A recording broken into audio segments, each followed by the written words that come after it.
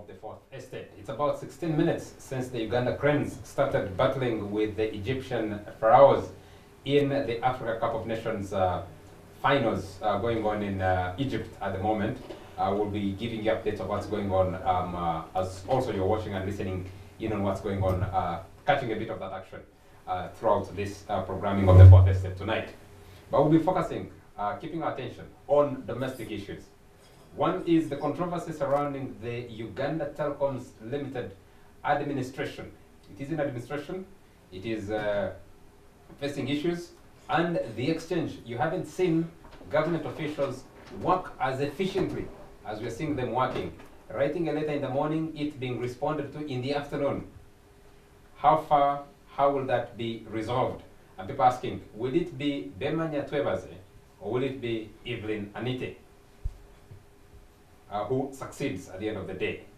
The president, of course, has returned, I think, from China, and now that he's back in town, we'll be seeing how his return helps to resolve some of the issues when he gets a briefing.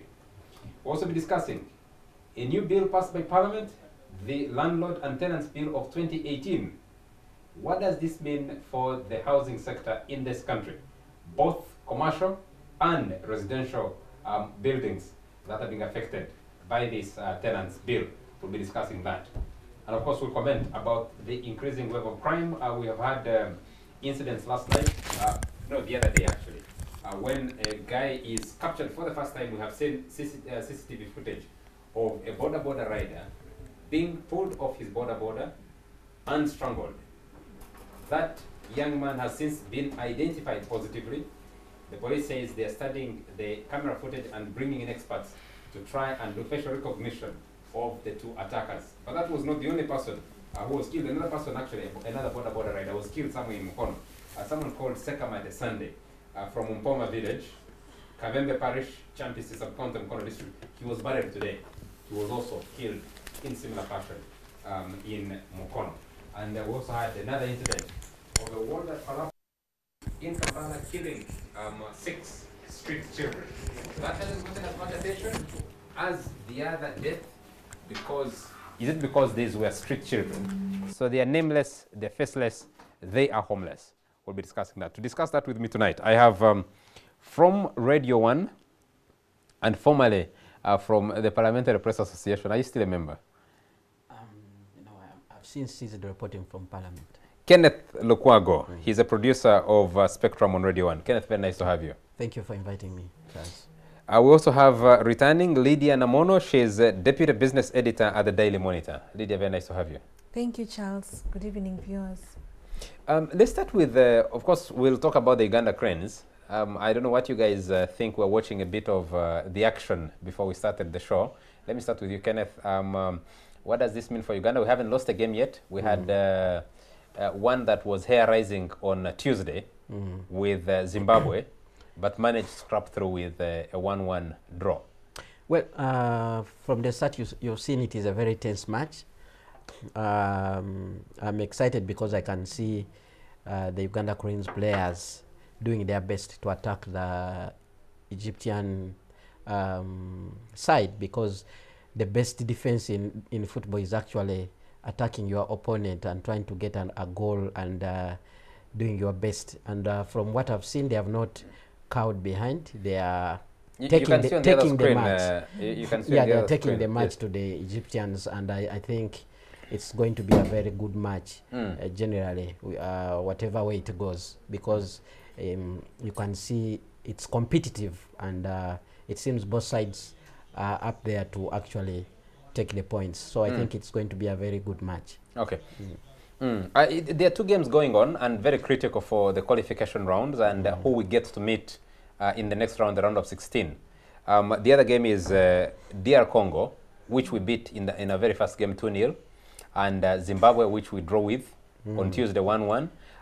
What I'm hearing now from the production from production studio is that Congo is leading so far 1-0 against Zimbabwe. Yes. Let me come to you on this Uganda Cranes game. It's exciting a lot of Ugandans. Yes. There's a lot of hope. But it's one of those games where we are competing, not expecting ourselves to win the cup. And that kind of disheartens me because, I mean, we put in one of the best teams, got into the finals with a game to spare, never lost a game, conceded one goal towards the end. And so far, even people who were doubting, the Uganda Cranes has showed a very good account of themselves, not losing a game so far. Well, I agree, and I think the Cranes are doing extremely well. We are proud of them and wish them the best ultimately. Extremely well is not an not overstatement. extremely well. Yes. They are doing fairly well. We can see, going by the match happening now, there's a little bit of tension, but all in all, there is effort. There is effort that they're trying to make. I think let's give them a chance. Let's give them a chance to see. I'm excited, particularly the confidence of the players. We as citizens, we as nationals, we as supporters, we might have our doubts and views. But you see a team that's playing and is confident about what it's doing. Onyango is in charge of goal. The strikers are in charge. The defense, even if there was that slip that cost us a goal the other on Tuesday, but you see a lot of confidence and you think that this team can go wherever it wants to really go. The Ugandans who have been there supporting, and we'll wait to see, because Egypt is the host country, so it has a lot of home advantage on a game like today. Yeah, it and does, the previous games. But it does. But also the performance of the Uganda Cranes should not surprise us a lot, because compared to past campaigns, this time they have been able to prepare well. They have had camps where they have gone and made preparations. They have played friendly games, friendly matches, and I think that has given them an edge in terms of preparing compared to the past teams we had. We have also not heard about complaints about payments and so forth. So I think the level of preparation has actually enabled the team to perform a little bit better. My sister here said extremely well. Actually, there are people who actually believe they are doing extremely well, at least for the last 3 decades. We have not done very well to this point. So let's not take it away from them. The boys are doing very well, and I think there's still enough room for them to actually make it to where they should be. If you are ruling them out from winning the tournament, then no, I'm saying as a country, then there is no basis for them to be even playing. I don't want to be misunderstood. What I'm saying is, as a country, we don't go in, because maybe the last time we qualified for the final was in 1978 when we went up to the final and lost to Ghana. Over the years, we've performed as underdogs as a country. Even going into this final, in spite of the fact that we had qualified 2 years ago, didn't do very well, we still go in spite of the good performance of the Uganda Cranes. There are people who do not see the Uganda Cranes as competitors to win the ultimate prize. That being at the final itself is important, is almost an end in itself. So there are people who are looking at it and thinking, if we manage to go through the first round and go into the round of 16, which actually technically we have already qualified for, is good enough. If we move from the round of 16 and go into the quarterfinals, the round of 8, the people will be thinking that is exceptional performance. It's at a stage like this when you look at these boys playing and you think we need to begin changing our thinking, speaking with a lot more confidence and aspiring for better. That's the context in which I was trying to frame my comment. So. Well, still from what I see actually, if you look at the way they are playing, even technically, even how they are approaching the game, you can clearly see that there is more determination than even compared to the last time we were at the tournament. So I think they are doing extremely very well, looking the way they are approaching the game, like I've said. And Egypt being a very big continental team here in Africa with players playing. You just seen that? Have leagues. you just seen that? What they've just been able to do now? So you can clearly see that they are still serious and taking the game to the Egyptians, which is very important. If it was a team that had no plan, had no strategy, they would still be sitting back and would still be seeing the Egyptians dominating us in our half. But you can see still we are They're fighting able with to the ball. defend and fight for the ball up Yes, to the last exactly, man. up to the last man, which is very important. Gentlemen and lady, we need to move on and come back domestic and discuss the controversy, the saga surrounding Uganda Telecom. We did discuss this with you, Kenneth, and with you, Lydia, last week. But the events that have happened in between read to me like a movie script. Lydia, I want to start with you. Where does this controversy end? Well, that's a very big question to answer right now. But the controversy gives us a lot. It tells us a lot about what is happening behind the scenes. It tells us that there might be issues, but how are we addressing these issues? UTL's trouble started a few years back, I think from 2007, when some shares were sold from the Libyan government, and their government started looking, for another investor. It was until recently that they got a Nigerian investor, only to discover that that investor is actually not competent. What does that say about the way we look for investors in this country? The way we endorse somebody to take on such a big mantle that is UTL? Looking at what is happening in the papers and what has happened much of this week, the fights between the State Minister for Investment and the administrator, Twebaze. And then we see the Attorney General, the Deputy Attorney General coming in with the law. This is a fight that we really need solutions. Otherwise, we might wake up and find UTL collapsed or totally finished. Well, there are many people who think UTL collapsed a long time ago.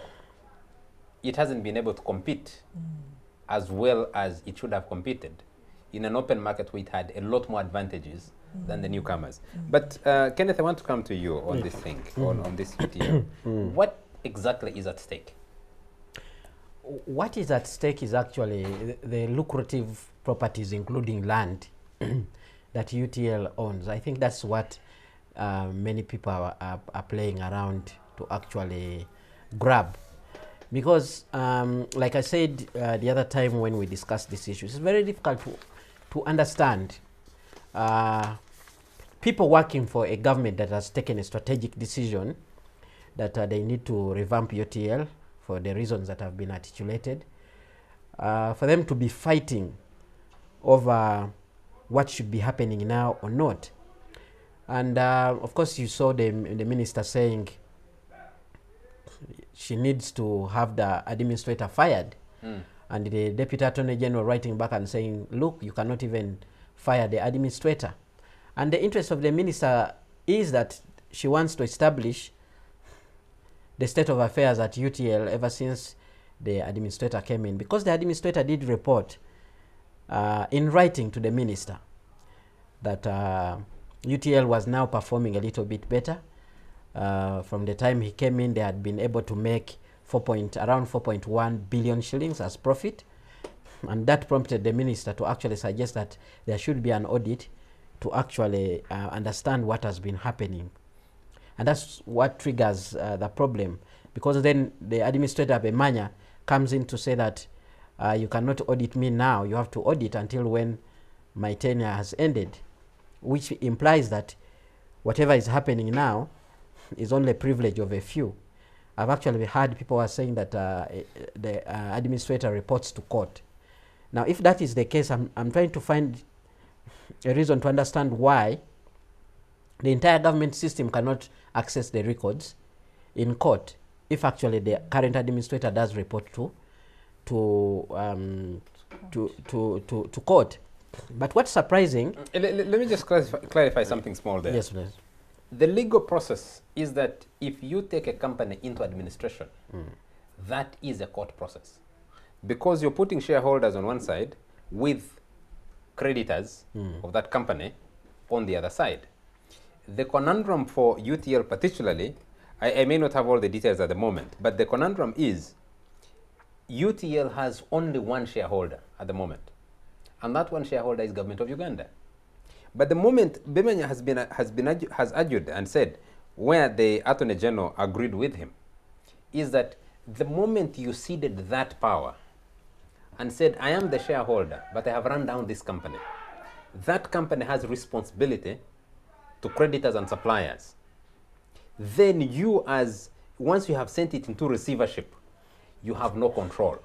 And the question is, where does Minister Anite draw the powers to demand for an audit, to demand for reports, as if she's running a going concern that is Uganda Telecoms? That's where the controversy for me seems to be. Well, when you look at the records, yes, actually government is one of the creditors of Uganda Telecom. Yes.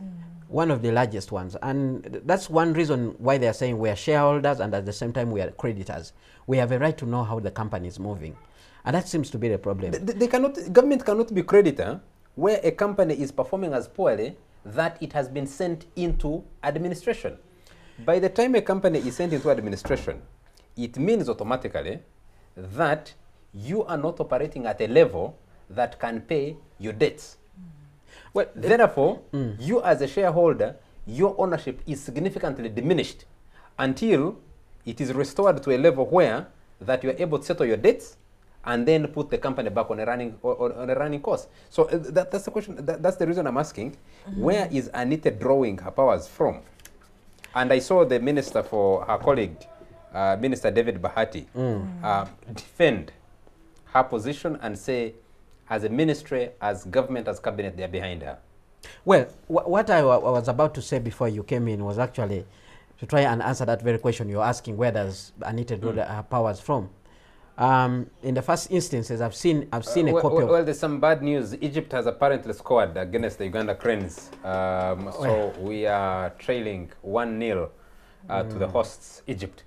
Let's continue with the UTL debate. That is the reality of football. At any time you can go down. Yes, and you can come up again. And you can always come back again. Let's hope that they will be able to improve and maybe equalize. So what I was saying, I've been able to see a letter written by the president where he originally states why it is very important to salvage UTL.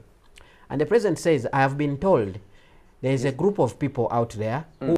Yes. Yes, I was telling you, I saw a letter written by the president to the prime minister in which he says that he has been informed that there is a syndicate of people who actually want to devalue the assets of UTL and instead buy them. So in other words, there's a group of people within government who actually know how important the assets of UTL are, but they actually want to lower their prices and buy and find a way of pocketing them. Now, what is unique again, I see the same issue being highlighted in Anite's letter. That is the second letter he writes to the Attorney General, responding to what Mwesiga Rukutana had written. He actually says there is a syndicate, there is a cartel. She actually used the word cartel. There's a cartel trying to do this and this, exactly the same way the president brought it out. But also in the letter that she finally writes to the president, complaining about the position that the Attorney General gives, the Attorney General's office gives in response to her request that they go to court and have the administrator fired. She actually seems to be reporting to the president and saying, Your Excellency, I did it the way you told me, to actually tell the Attorney General to go to court and have Mr. Bemanya removed. But the Attorney General, instead of doing what you told me to tell him, the Attorney General, in fact, has given a legal opinion which I did not solicit for. So I'm looking at a situation where maybe Anite is not acting on her own. Maybe she's following the lead of the president. Who from she seems to suggest that she's only implementing what the president, the instructions of the president. And perhaps this is the same argument that David Bahati then makes, that we stand with Anite in what she's doing. And the last time, this very evening, we had an opportunity to talk to the substantive Minister of Finance, Matia Kasaija, who actually said this matter is going to be on the order paper of cabinet tomorrow. And apparently people you talk to say actually the president is not happy But what amuses me most as a Ugandan is the fact that you have people who sit in the same cabinet. You have people who are supposed to be working for the well-being of Uganda. You have people who are supposed to implement the decisions and directives of the president, and they're shooting in different directions. So where is Bemanya drawing his powers? Well, To remain as, if to borrow the word, obstinate. isn't it? I think Bemanya is basing his argument on the law. But I'm thinking... No, but you know that in this country, Anderson... I'm thinking in this country, laws are not followed. Yes. And there are other powers that actually separation of come powers. and completely change the situation. Supersedes the other. So it is a balance of politics and the law. Lydia, Yeah. Bemanya's contract initially was run for a limited period of time. I think was it 3 months initially? Yes. He's been in that position now going 3 years as administrator. Yes. His current contract expires in November. Sure. One would be made to ask the question, why the rush from Anite? It's July, for goodness sake. Or it's June when she started. She started raising these issues in June. Why not wait for the remaining few months and wait for the administrator to hand over? Well, I think Or why didn't they stop from renewing his contract when it expired the first time and the second time?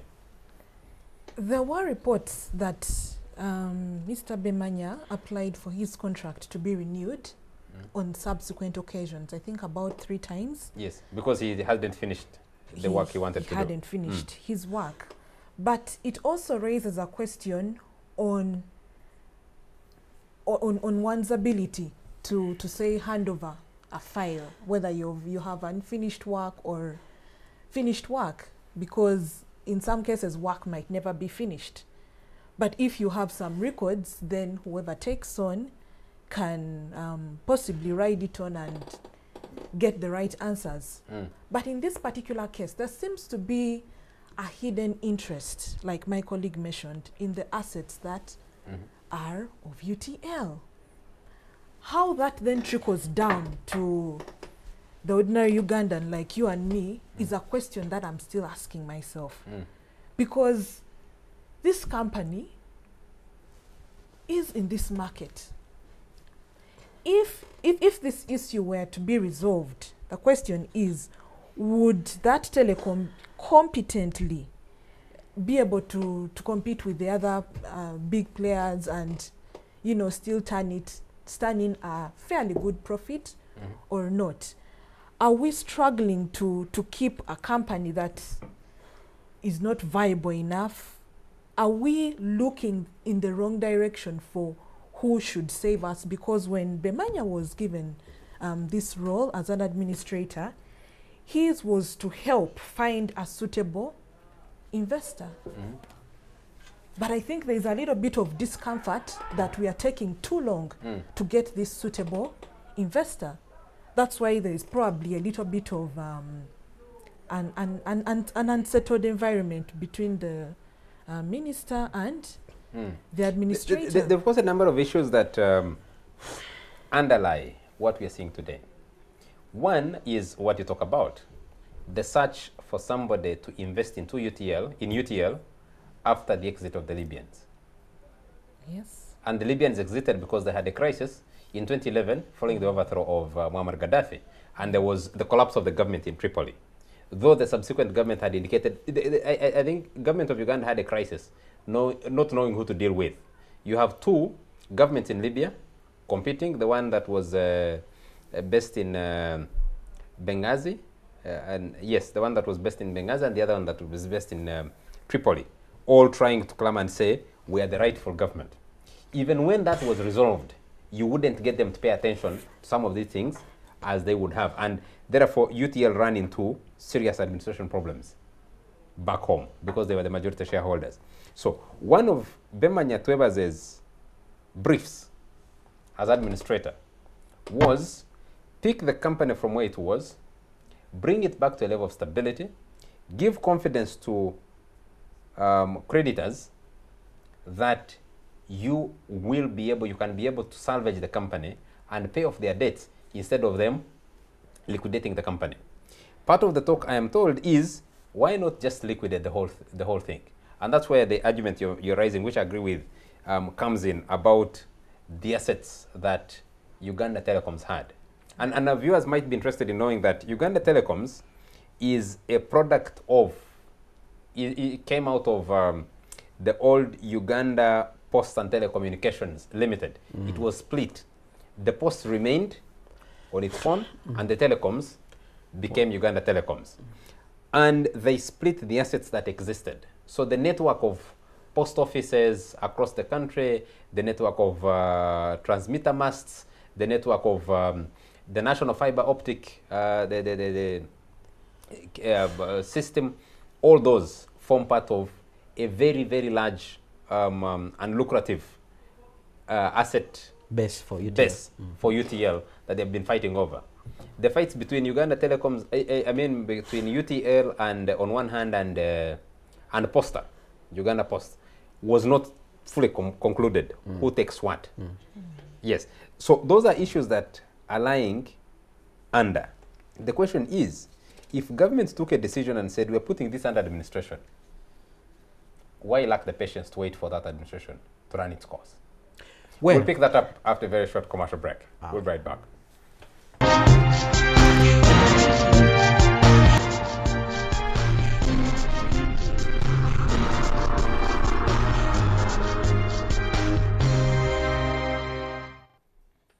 You're still watching the Fourth Estate and also watching the Uganda Cranes against Egypt game, which we are competing with. Crispin Kaheri is, I don't know what Crispin Kaheri is watching. I think he's holding a remote control or watching two screens at the same time. Watching both the game and watching the Fourth Estate. He advises that we ask people to call in so that we know, we do an audit that we have some people watching us. Says we might be speaking to ourselves. Crispin, you're watching, and I'm happy that you're watching. So I believe that we have people watching this show even when we have the game. And it's not going very well because Egypt has just scored another goal, a second goal. So we are 2 goals down to hosts Egypt. But that is not to dispirit Ugandans, because by the look of things, with 4 points, 4 points accumulated from the first 2 games that we had, we are in a good place to qualify for the round of 16. And the other game, the game between the Democratic Republic of Congo and Zimbabwe, who are the other teams in the same group, is going DRC's way. Yeah, because the only threat was Zimbabwe. Yes. Because if Zimbabwe would win that match, it would mean that we are on the same points. Yes. 4 points. And if they were to win that match with more goals than what we have, it would mean that automatically Zimbabwe has an edge on us. It actually goes in the second place, we become the third in the group. So the way things are at the moment, Egypt is leading the table with 9 points with their 2 goals from this game, because they have won the first 2 games and they are winning the 3rd game. Exactly. So far. They are leading the table with 9 points. Uganda Cranes is following in number 2 with 4 points. With 4 points, 1 win and 1 draw.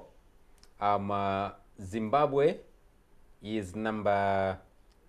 It has to be DR. Zimbabwe has one point. 1 point at it the moment. has to be DR now. Yes. Because DR Congo, yes, DR Congo has points. moved ahead of Zimbabwe, so they don't threaten the positions as they are at the moment, if the games remain the way they are. So if you're watching, and we'll keep interrupting programming to bring you live images from that game, Cuts of Supersport, we'll continue to bring those so that we're moving together. But I want to move on a rather very interesting piece of legislation that Parliament passed this last week. It's awaiting the assent of the President to become an act of Parliament, and that is the Landlord and Tenants Bill of 2018.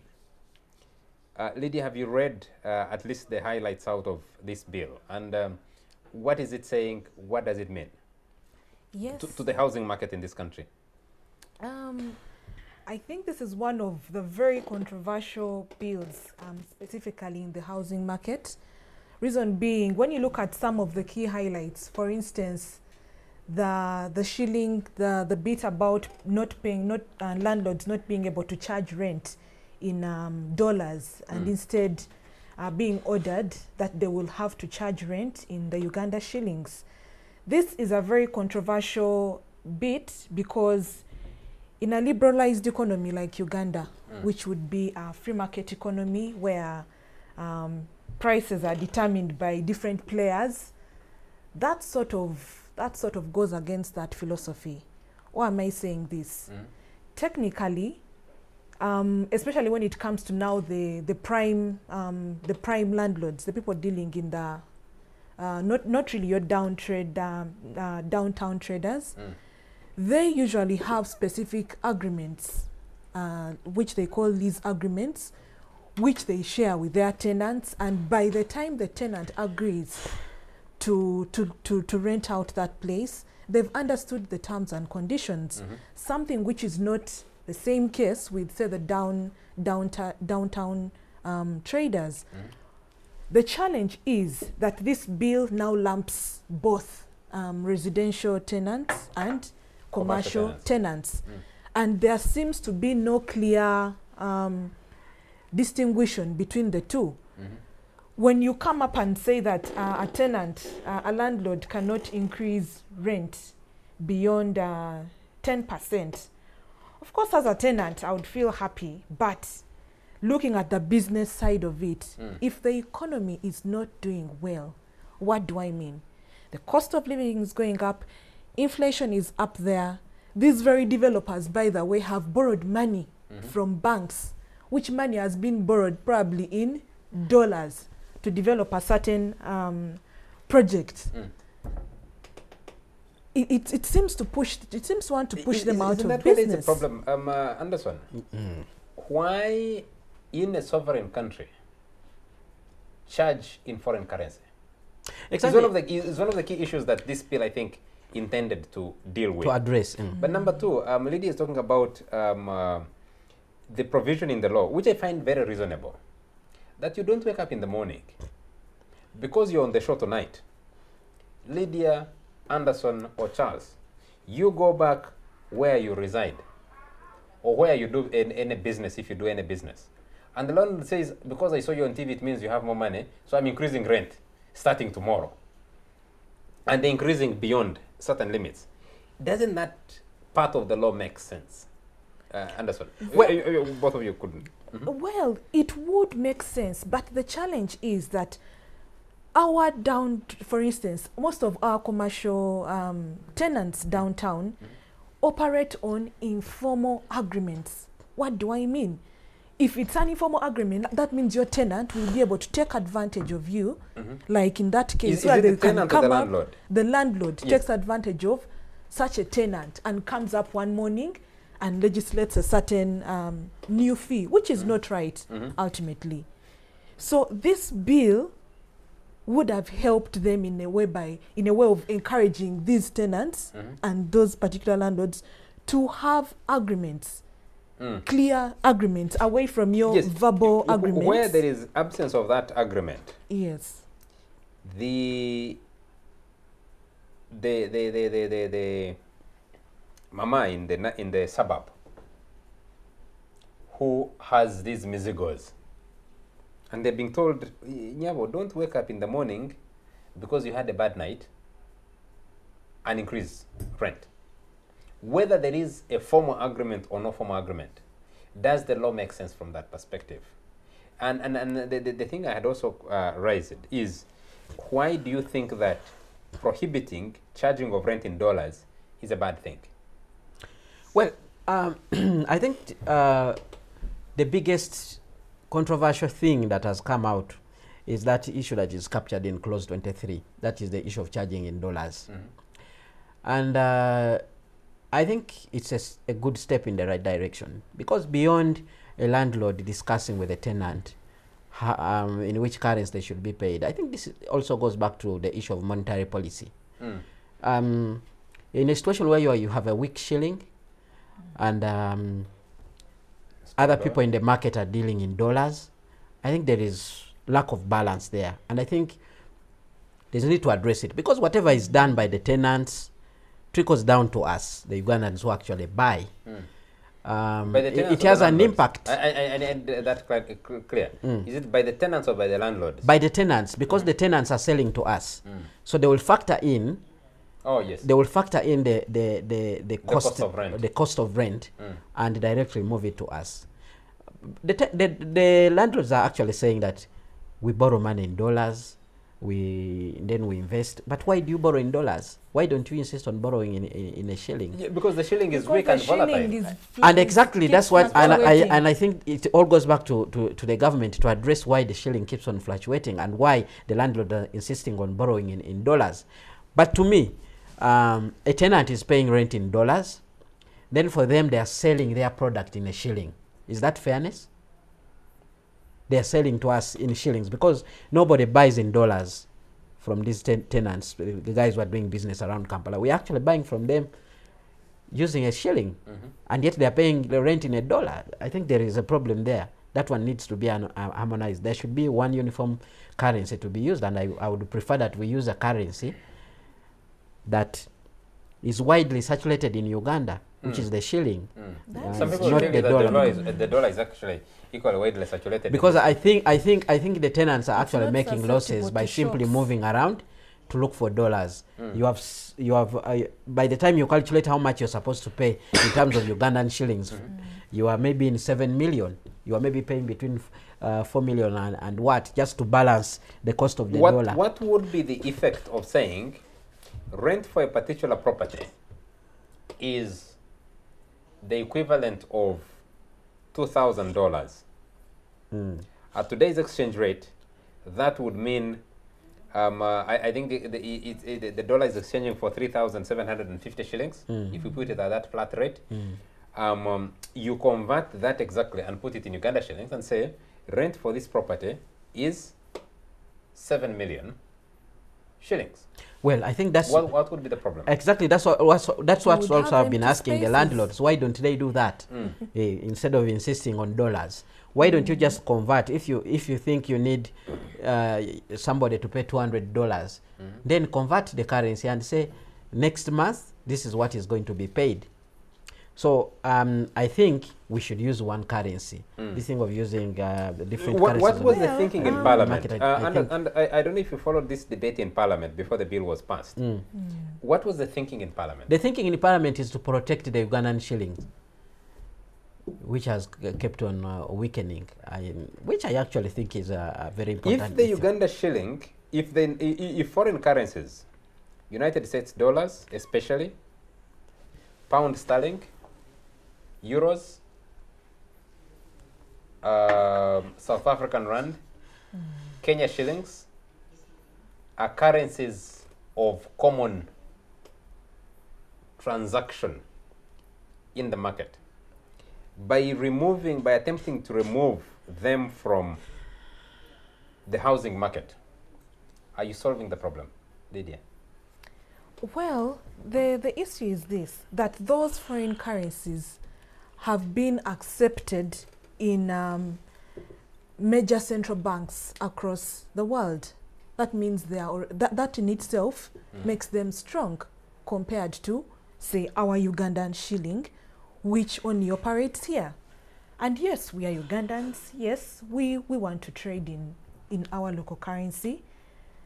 But unless that local currency is strengthened, which this particular bill would have helped us probably sort out.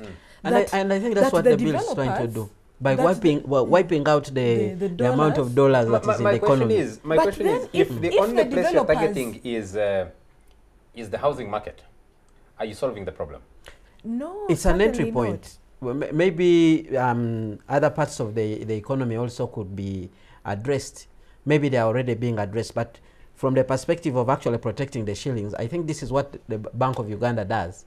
Wherever there is a lot of circulation of dollars in the market, what do? They buy them out. They buy them out. But I think what has become a problem, there's a particular group of people in the economy that seem to be attracting the dollars. And one of them is the landlords who actually own some prime properties in town here. So I think they have looked at it. But also let's bear in mind that these very tenants are the ones who have been complaining about this issue. We saw a number of times strikes happening around town, and they were complaining about being told to pay in a dollar. At that point, the Ugandan shilling had actually gone very low, and the tenants were having a problem actually paying in dollars. So I think it is something that needs to be looked at from the perspective of the dynamics of the market, current situation. They need to clearly look at it. But me, I think it still serves the purpose if they are asked to pay in shillings. Like you rightly said, the landlord should calculate what they want and move it to the shilling, which is okay. Then they can get that money if they are interested in the dollars. They can go and buy dollars and then pay their. I think that's where the problem is, because tenants, like you said, are transacting in the local currency. To pay their rent, they must speak Uganda shillings, go to a forex bureau, and buy dollars at the going rate. If you looked at, let's say, even 10 months ago, at what price was the dollar exchanging, the Uganda shilling exchanging for? Exchanging to the Uganda shilling. And that has been, is extremely volatile, just like you put it. It's extremely volatile. It keeps going up and down, fluctuating. It's the United States dollar is a lot more stable. But if the argument, on the other hand, is you're charging exorbitant rates for borrowing in your commercial banks, we cannot afford them. We cannot afford the volatility. So to develop any property, whether it is for residential or it is for commercial purposes, commercial residential, as opposed from Anderson building a house for himself to live in. But if you're a real estate developer, you go to a foreign bank and borrow money denominated in United States dollars. To convert that into Uganda shillings, or to receive Uganda shillings in payment, go to the market to buy dollars to be able to service your loan becomes problematic. But the major question that I'd like us to move to is one thing that people have been asking. The bill, on the face of it, appears to me to give a lot of power to tenants. Yes. And people are asking, will there be appetite for people to invest in the housing market, especially given the significant deficits that this country suffers? Well, I think that in a way could actually affect the real estate industry, because then the developers will shun this market. Why? That the amount of money they'll have invested, that is the initial capital, will now be more than what they'll be able to recoup. And then it just becomes a no-go area for the investor. That is the challenge. So something that eventually has a trickle-down effect on our ratings as an attractive investment destination in terms of doing business. All that then is affected. Anderson, you think this bill seems to put a lot of powers with tenants. So whoever is sleeping in their Muzugo, they will go and complain if the landlord annoys them. They'll go and complain if they'll go to court. They'll go and complain if you walk in and unannounced in the morning to demand your rent. You cannot forcefully evict them. You can't forcefully evict them. You must give them notice. You must give a notice that is significant in terms of time. And they're specialists in this town. They will be running around. You can live a whole year by opening new tenancies with different landlords. And you're not paying anything. And you're not paying anything to because anybody. I think it gives a tenant, is it 9 months? Is it 6 months? 6 months within which they can be evicted. So what one will do is rent here for 6 months, have a problem with the landlord, and then go and complain, and then move to another place. Which I've had people complaining about that. But so what was the thinking? I think the thinking was to try and protect people who are renting, the tenants, who are considered to be low-income earners. Do we have an idea how many people in urban areas especially? A majority of people in urban areas are actually renting. Majority of people living in urban areas are actually renting. But you still have a housing deficit of upwards of 600 units?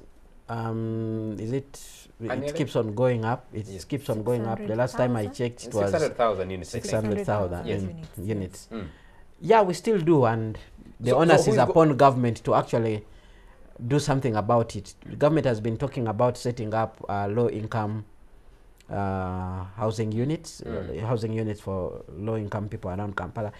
But each time you try to challenge them about the availability the of rents land, of those low housing units it also becomes a are problem. not really low housing So units. You need to look at Nakawa Nagoro housing estate And see what happened. to say that government can actually commit to building Low-income accommodation. Low-income accommodation. Yes. Yeah, you actually need to see that. So I think it's time to move the policy into action, because the policy is there. They keep on talking about it, how they are supposed, how they have a target by this particular period of time to have a certain number of housing units put in place, how they are talking to real estate developers to actually put these houses in place. So I think that's where the problem is. I think But again, whether we like it or not, there are landlords who are actually being unfair to some tenants, like on the issue of increasing rent. Suddenly, somebody just wakes up and says, now they have increased the rent without any justification. There has also been issues of rental agreements. Many people are renting, but they don't have agreements. They don't even get receipts. So somebody wakes up in the morning and say, I'm kicking out of this place. So there are issues that need to be addressed. But the question is whether the president will actually assent to this law the way it is. Depends. I think that the president is going to look at who weighs more. Well, politically or economically? Yes, both. Because if my suspicion is that whereas the tenants constitute the majority of voters, landlords contribute to the campaign finance. This law looks exactly like the Land Amendment Act. No, he's going to weigh the options between the voters and the people who bankroll his campaigns. It is these landlords, these people who own property, especially those who are charging in dollars, who pull together resources at the end of every, towards every campaign and say, Mr. President, we're giving you so much. I know some people here who would, if the contributions to the movement house a few years ago is anything to go by. You remember they did fundraisers at State House a couple of times and raised, I think, 16 billion, though they raised them in commitments, not in actual cash, to build the movement house. If that is the stronger lobby, then the chances of the lobbying assented to becomes weaker. But if the stronger lobby is the masses that will waylay the president on one of his trips and say, President Weyanziza, you have saved us from this menace of landlords, then it will flip whichever other way it will flip. I still need to read a little bit more of this law and understand what it means, because the people who are really concerned, they're saying if you do this to a housing market that is still as young and as fragile as ours is, then you have fewer people investing in the housing market because they don't want to go through all this. But if you don't, then you're asking yourself, how do you protect tenants? Because if you look at these other structures like Qualicel, tenants there were having real problems. For some time, you do not know who to pay the money to. When you take the money, they don't give you a receipt, or they give you these ordinary receipts of you know, the one that's just written on receipt, and at the bottom, goods once sold are not returnable. Yes, those things that are made do not indicate that you have paid for rent. So you pay to one landlord, they are fighting over a building, it goes to another landlord. The next day, this other landlord comes and says, I need my money, or I'm closing you out. They shut you up.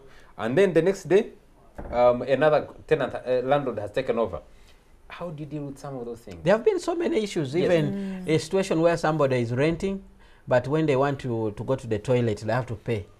They have to pay another fee to be able to use a toilet, which is on the same building that they are paying rent for. I think that's a very progressive position of the law. Which is also, I think, which is a step in the good direction, because the law is now saying, if I'm renting on a facility, I have a right to use the toilets because it's part and parcel of that. And my clients building. too. And my clients too are also doing the same. So I think there are certain things in the law that are actually good, but I think that issue of paying in dollars, and then the issue of trying to punish a landlord who apparently annoys a tenant. Those are the controversial aspects that I think will will continue to Lydia, cause dust. What the issue? Do you think it would have made more sense to separate this law between the different types of properties?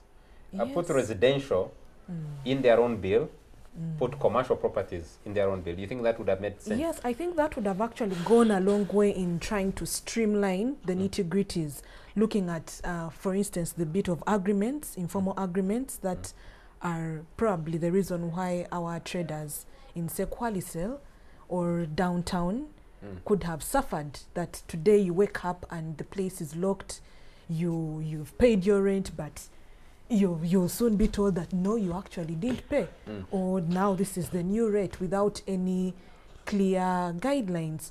And then probably when you look at now the residential bits, for a tenant to have issues with the landlord, in the case that the landlord now wants to evict them and they can't, but have to go to court. Look at our courts here. How long does it take to solve a case in court? It's about 6 to 8 years. You will be very lucky if it's shorter than that. Look at the case backlog in courts. Do we really want to add tenancy cases onto the heap that's already there? So those are bits that I think have not been well thought out, that if we now separated the commercial elements and residential element, we would clearly stipulate clauses. The question there, still the question there would be, where do you draw the line? Because if Anderson decided to invest in rentals, which many people have been investing in, or the many landlords that run Mizegos in this town, the difference is, yes, you have a tenant who goes back home like they were on the 4th estate every other day.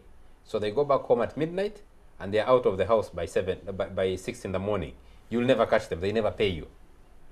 They accumulate bills for power, for water, for garbage collection. They never pay for them. They never pay your rent. And then you also have types of landlords or landladies possibly live on the same property. If they find, I'm told, if they find that you're cooking meat that day and you haven't paid yet, they come and ask, what is the problem? You must pay my money, or you must increase. Anderson, I have seen your wife has cooked meat 3 times in a week. It means you have money, so they increase your rent. Those are real issues that need to be dealt with. Well, I don't know if the law fixes that, or something else should fix that. Well, I think this is the parent law. In terms of legislation, this is the parent law. And I'm thinking after this, they are going to come up with regulations that will actually take into account some of the issues you're raising. Like, what do you do with a commercial property? What do you do with a person who is renting, basically because they are sleeping in that very house? And the regulation should also be able to address the period within which a dispute should be addressed, and other mechanisms.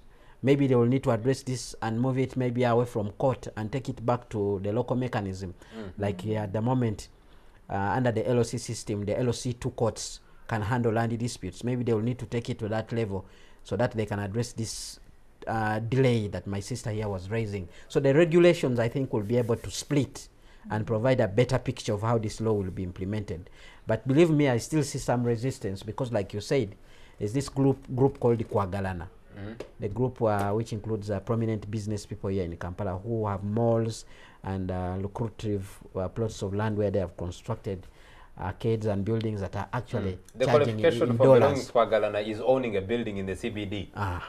So there's going to be a lot of resistance and lobbying. But I am also informed that they were actually part of the groups that were consulted, but their views were kicked aside. But I think the law basically tries to look at the greater good.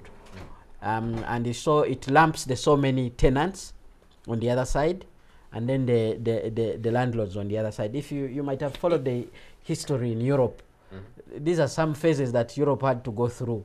There were very prominent and very rich landlords who would squeeze the poor, the tenants, and sometimes there would be demonstrations and things like that. So we are just going through that same phase. My concern actually is that, and we'll try and ask, we'll work with the producer and ask the Minister for Housing to come and join us on the next show, if we can bring this discussion back.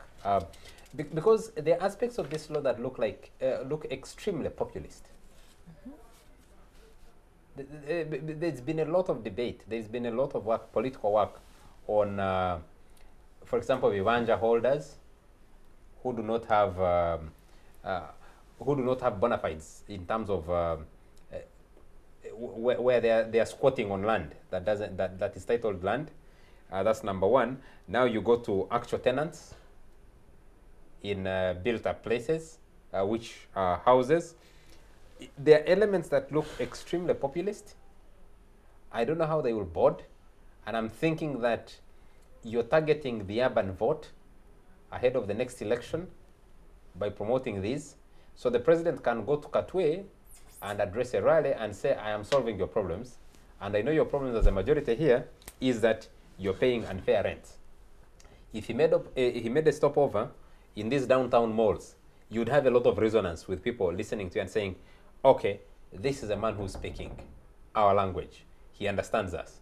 Then you can meet the landlords because they are richer and squeeze them differently. They are richer and part of the ruling clique. Yes, in a different You'll corner and deal with them. You'll be able to tell them, please try to understand what I'm dealing with. Yes, exactly. So yeah, how do you deal with those populist elements of the law with the real need to regulate the housing sector better?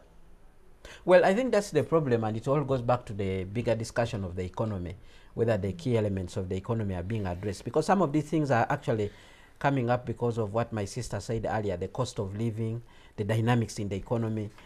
Because I'm thinking if the tenants were able actually to pay, we wouldn't be having this problem. If the shilling was actually stronger, we wouldn't be having this problem. We wouldn't be having people suggesting that payment of rent in dollars is a good thing at all. So, like you said, there are certain things here you can see that are populist, because someone will tell you, I'm the landlord.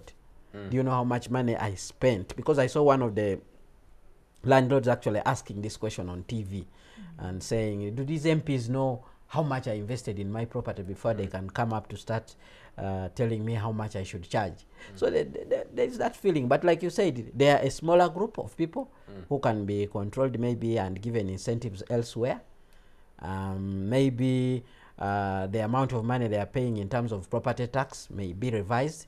There will be concessions, I'm thinking, and the negotiations will happen before actually this law hits the ground. If that does not happen, we are likely to see a problem. But I was also thinking, what happens if these guys who are renting actually wake up one day and say, we're no longer comfortable, we can leave your property, and I don't see anyone else who will come and occupy these spaces.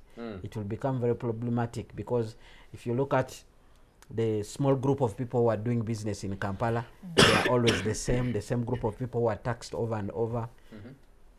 It will be a little bit complicated. So even before this law gets implemented, they will need maybe some sort of negotiations and issues which will be captured in the regulations. Lydia, you commented about something which I thought we ran over without paying more attention to, and I want to go back to it. This is a liberalized market.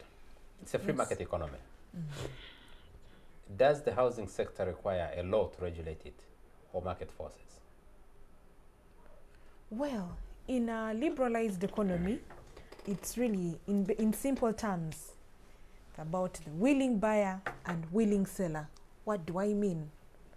I state my price, you either accept it or probably negotiate, or not. I move on to someone else who will be able to pay the price. And that is what defines the housing market here. When you bring a law of this nature, in a way you might be telling the developers to leave or to find another place that they can invest in. Not that we are even just supporting the developers, but the price. The important thing here is that the price eventually gets back to you and me in a way. So the thing is, if you're not able to pay that price, what are we going to have? More empty buildings. We've seen so many developments come up, by the way, that are never occupied. From the very first floor, which is considered the busiest, to The you know, topmost. to the topmost. So we're asking ourselves that, well, if this bill doesn't work out, what then? Will it be more comfortable for these people to have empty structures and no one to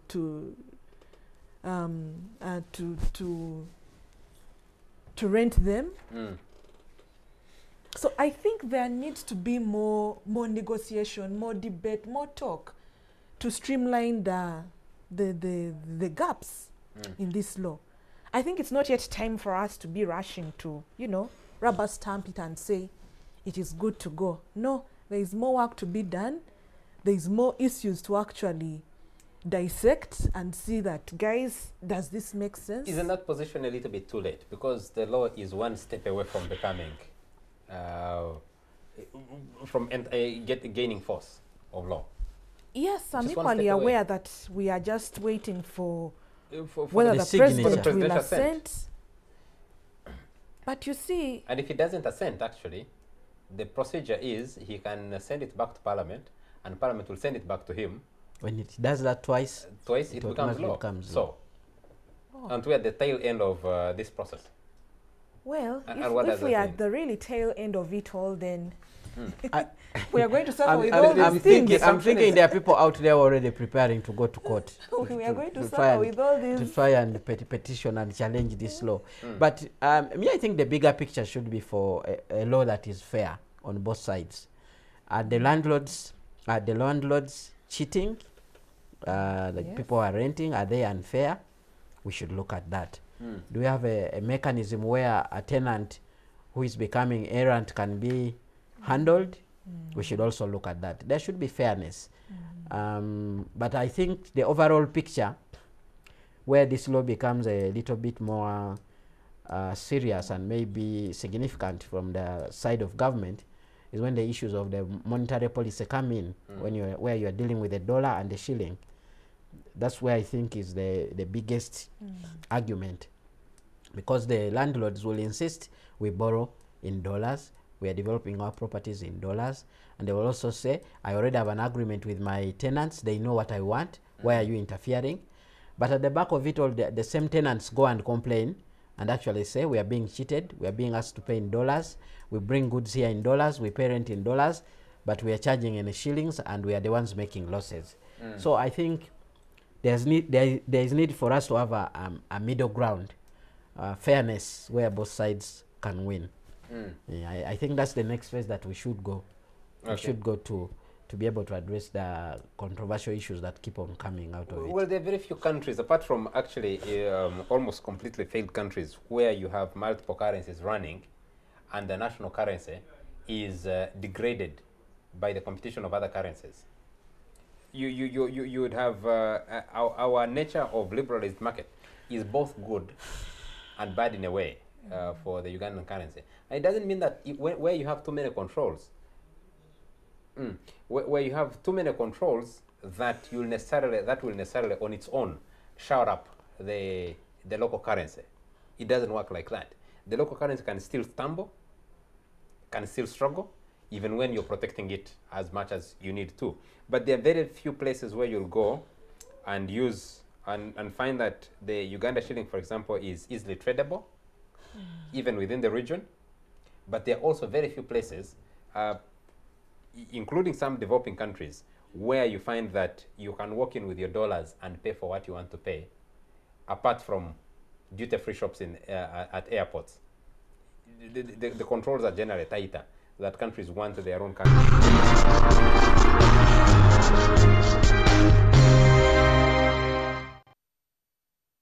Welcome back to this last segment of the Fourth Estate. We're discussing both the Uganda Cranes game, the AFCON, Africa Cup of Nations tournament going on in Egypt, as well as local other issues here. We started with Uganda Telecoms, and we have discussed the recently passed Landlord and Tenants Bill of 2018. Together with my colleagues here, I have Kenneth Anderson Lukwago. He's a producer with Radio 1, and I have Lydia Namono, who is a business editor at the Daily Monitor. Tom Mbojana is watching us from Fort Portal and is making two comments. One is a question, and he's asking, what is the fate of National Housing and Construction Company Limited Corporation? National Housing Corporation. What is the fate? Which units is it coming up with? Which is not coming up with? Can it compete? Can it put up the number of the units that the market needs? He's also saying, rent. Tom Bojana here is saying that interest rates, if you borrow in dollars, interest is at 8%. But if you borrow in Uganda shillings, it's at 20+%. What does that mean? How do we factor that in? I have a message here.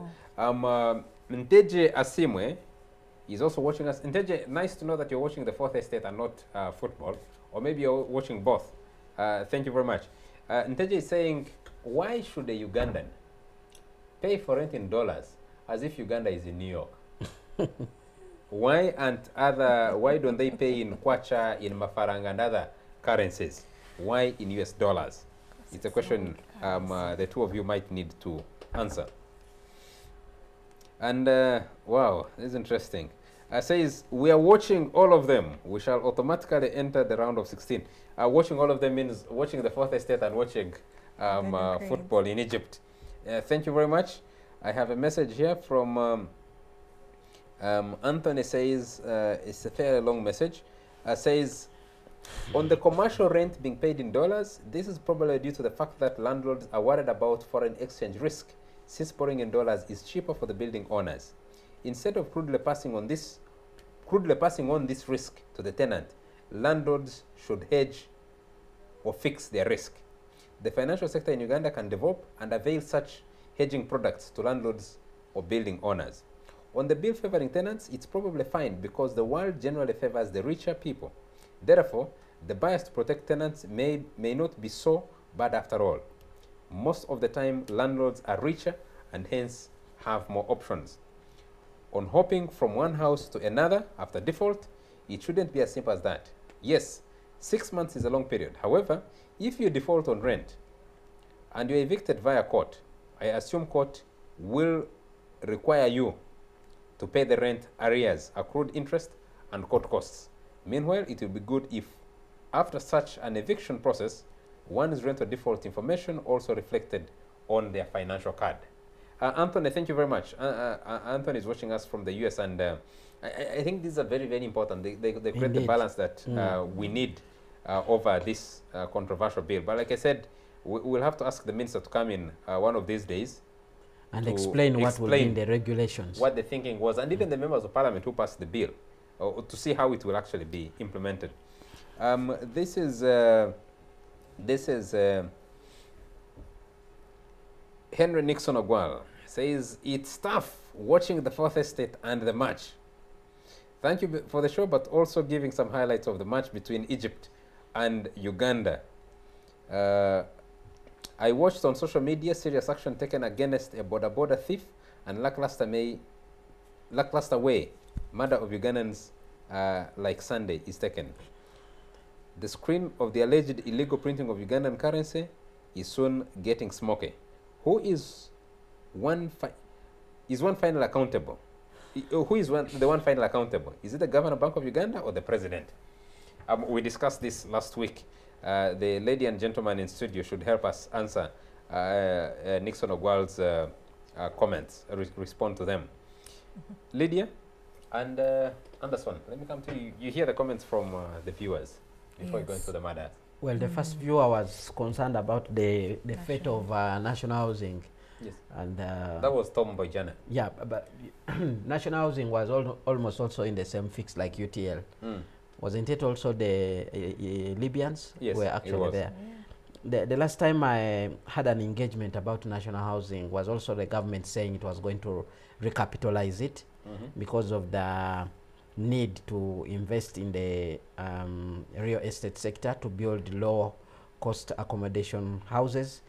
And like I told you, the policy is good. The things that they normally say are always good, but moving into that direction seems to be the problem. So I may not be exactly aware where national housing is, and whether they are in prime position to start delivering on the projects that the government actually looks at. But it will be a good idea to have this cooperation afloat so that it can be able to at least implement what the government plans to do, to be able to set up accommodation, decent accommodation, not only for people to buy, but also for the cadre, people who actually work in government, because there is a shift now to providing accommodation for teachers, health workers, and so forth. So it will be very interesting to see National Housing and National Housing Corporation actually doing this work. Okay. And then the question, one of them asks, why pay in dollars? As if Uganda is New York. Well, that's exactly the same thing we are asking here, because majority of the people in Uganda are transacting in the shilling, and a few are transacting in dollars, and they want to impose that on the majority of Ugandans. Okay. And also it has something to do with the economy. Okay. So I think that's an issue that needs to be addressed. Cut short. I need quick comments from Lydia so that we can switch and discuss the last topic we set, which is on security, and of course the death of those poor souls, the 6 Lohana Academy wall victims. Yes, a quick comment on some of these that were raised by, yes. Okay, the rent in dollars, it's simply because of our weak currency. The shilling is terribly weak compared to the dollar. And like we've shared before, these developers are borrowing money to construct these units. So that brings us to another question that was about the interest.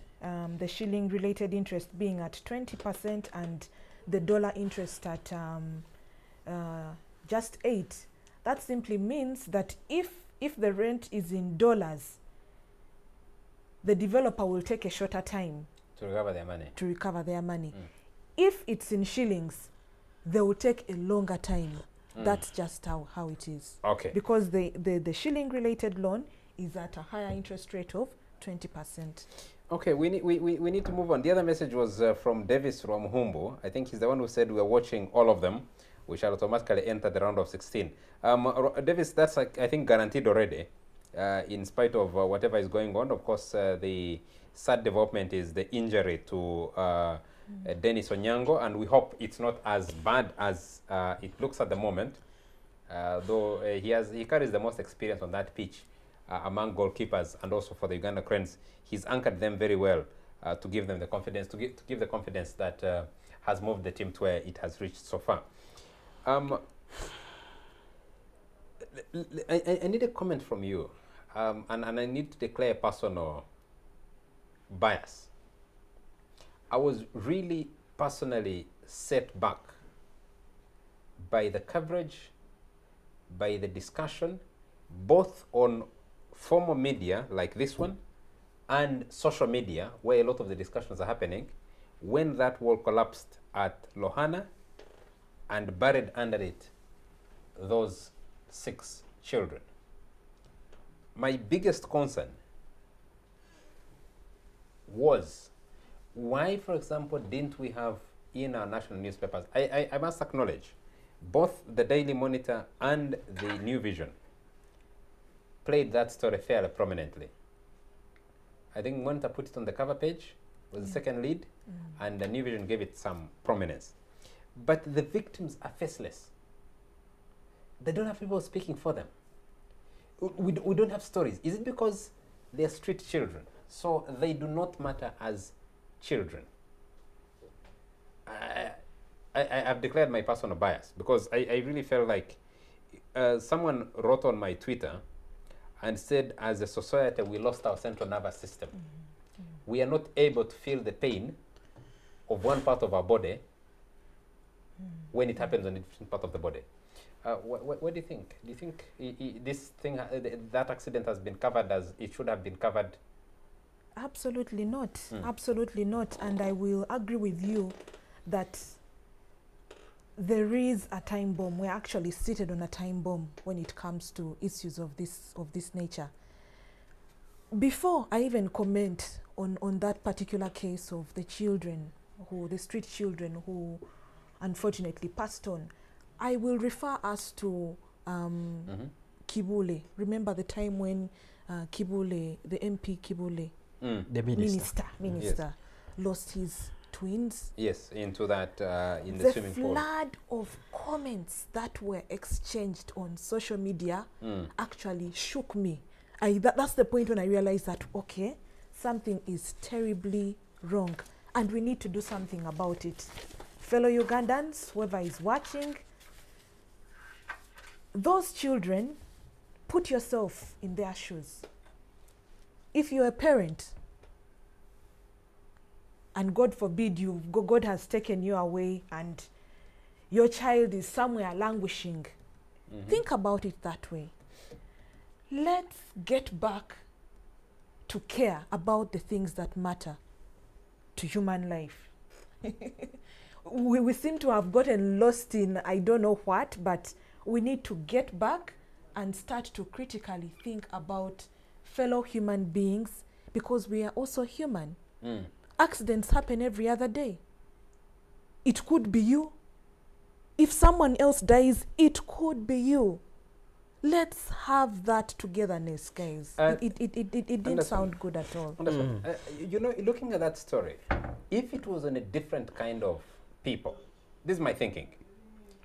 If, God forbid, the wall had flipped and fallen on the inside when children were there playing, when children who are pupils in that school were there playing, and it fell on those children, the reaction, I believe, would have been fundamentally different.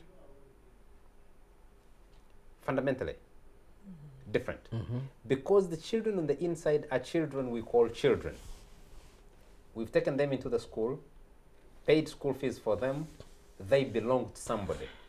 But that it fell on this other side of, on this other side, and nobody cares about them. So do you see this leading to, we understand that the school management had written to Kampala Capital City Authority and said, this wall is dangerous, we need to pull it down.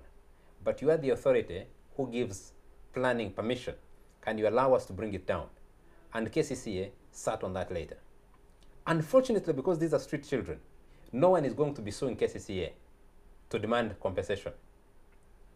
If it had been different, with that kind of information, the parents, the school, or someone else would be suing KCCA to say, negligence. You're negligent, you did not do what you're supposed to do, pay us. But because these are street children, so are you likely to see, you will not see this debated in Parliament. You're not likely to see it debated beyond what we saw in the last week. It's gone. So you can't even see changes that makes, that provides for better protections for everyone else. I don't know if you see it the same way I see it, and how society can jack itself back into. Well, Charles, I think we need also to look at the bigger picture and ask ourselves questions. Why are these kids on the streets? I think that's a bigger picture where we need to focus. And this accident came barely days after KCCA had passed a bylaw, an ordinance in which they were saying that they are going to deal with children who are on the street, whereby they would even be penalizing anyone who gifts them or someone who gives them money. But also we have seen stories that continue to show that there is a syndicate operating in the city that actually is dealing in bringing these kids on the streets, and then the kids do the begging, they take the money to a manager, and the manager takes them to the kingpin of the syndicate, and then somehow they find a way of sharing the money. I think the biggest question we need to address is to deal with these kids who are on the streets, because imagine if they were not there, that wall wouldn't have hit them. So why are we seeing a certain generation of Ugandans growing up on the streets? Well, you may not blame the public so much for not feeling so remorseful with what happened to them. Some of these kids in their good day are the ones who are actually wreaking havoc on the streets, snatching people's phones and doing all manner of things. I think we need to address the bigger question, because these kids are not only in Kampala. We saw this wall here because this thing happened in Kampala. There are so many things happening to kids in Mbale and all these other urban places. There are so many kids on the streets and they're abusing drugs. And I think it is something that the government needs to deal with squarely. I'm thinking there's need to sort of maybe increase the number of rehabilitation centers where these kids are. And in fact, some of these kids can still trace their way back home. There are factors that are pushing these kids on the streets.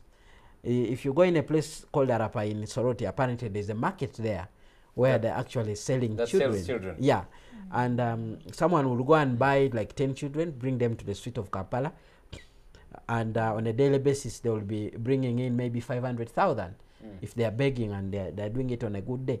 So we need to systematically address that issue of street children, so that we can be able to protect more, because I know there are so many other more children who deal with accidents every day in Kisenyi, in all these places where they move around to collect scrap, but their stories are never told. Okay. We will, I hope, a little bit more attention is paid. I hope Minister Nachiwala Chiinji and the Kampala Capital State authorities and members of parliament will pick this up and discuss it for what it should be, and give us some direction that is, regardless of where they are, where society has pushed them to, being on the street, they still remain children, they remain citizens. Yes, Dicta is having a good one at you. Said, do you now realize what she was talking about, that we're not scoring goals in open play? Well, I think we're not going to that until the very last minute. This murder that was captured on CCTV, NTV did a very good job this afternoon to go and trace the victim, because the victim had remained faceless, like these children. Though we can see some grainy images of the attackers, the victim hadn't been known until someone from here went and was able to locate him, where he stays, people who know him and talk about him, who ended up in that kind of senseless murder. It ties into the other discussion that we're having. Lydia, your quick thoughts on that video? A very, very disturbing video, by the way. Well, I think the bigger issue is to do with that we need intelligence. We actually need to be able to get to know that these crimes will happen before they actually happen. What am I saying? Before the CCTV cameras came, we had the same issue. There were too many murders, there were so many crimes, and there we were told this, we are going to install CCTV cameras to fight crime. But guess what? Crime hasn't gone away. If anything, I think it's worsening by the day. You have the mobile money agent who was also shot and killed yes, by security guards. You have that other gentleman, young man I spoke about, another border rider, and many other incidents. A quick comment from you, Kenneth, as we get out of here. Crispin Kahero got back and says, I like Ken's bigger issue perspective. We must sort issues like domestic violence, unemployment, natural disasters, poverty, unequal industrialization and planned rapid urbanization, family disintegration, and lack of education first. Your comment about this incident? On this incident of the border, it's still the same problem, the issue of poverty we have in this country. Probably these young men were targeting this border, and I have heard stories around. They go after those that have new bikes, new motorcycles. These motorcycles find their way into South Sudan, into the DRC, and there's a racket apparently that does that. They target these young people, round up a number of motorcycles, and then they take them outside this country. Others come back here with number plates of South Sudan and they find their way back on the streets of Kampala. So it's a problem of unemployment, poverty, whereby we're seeing this kind of attacks continuing. Even the mobile money incident, all these guys are looking for money. They are looking for survival. So unless we address the core drivers of crime, like poverty, unemployment, and so forth, we are wasting a lot of time. Okay, we'll discuss and a little bit more about crime and what this means. To study the trends and see, is it actually going up or being contained or being only that it's gaining a little bit more awareness. But that video was another very, very disturbing development that happened at the weekend. My understanding is that the game has ended and Uganda Cranes has lost. It's ending, I think. Uganda Cranes has lost 2-0 to the Egyptians, but also the Democratic Republic of Congo beating Zimbabwe 2-0. meaning things remain good for the Uganda Cranes, emerging. It's still number 2 yes, second on the table. On the table. The group in table. our group, the group table. Egypt is leading with 9 points. They're the hosts, of course. That's what we'd have expected. And they've had more chances at the finals. Let's not take it away from them. The Egyptians are a very strong team. Yes, they're a very strong team. They have had more experience at the and they have won the cup. finals. Yeah. But we continue to pray for the Uganda Cranes and support them, and know that we're moving into the round of 16. So the prayer now and the strategy should be to move towards the quarterfinals, which is the round of 8, and then see if we get into the semi-finals and possibly towards the finals. We need to build our confidence in that. I'd like to thank you very much, Kenneth Anderson Lukwago, for making time for the show. Thank you very much, Lydia Namono, for making time for the show. Thank you very much to you, all our viewers, especially those of you who actually managed to divide your time between a very engaging game and the Fourth Estate. From me, it's a good night.